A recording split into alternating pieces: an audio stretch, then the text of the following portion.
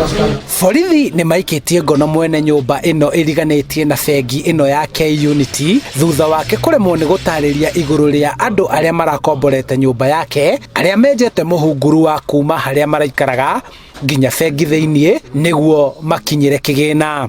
They were drilling the walls from the house into the bank, and these are just houses which are just adjacent to each other, separated by the walls. So they managed to drill from the house which was rented and further into the bank.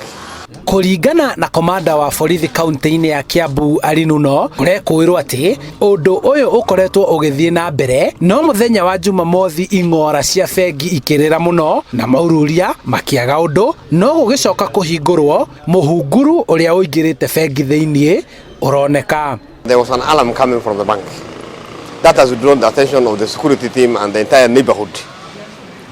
However, they could not gain entry into the bank. We made efforts to call the manager, Wanjiru, and this morning when she came, we opened the bank.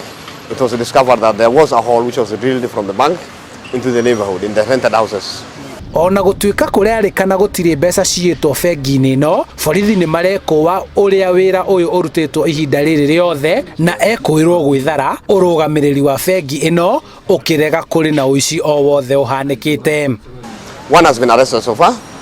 Investigations are underway, and I want to caution the general public and also the commercial sector, the financial sector.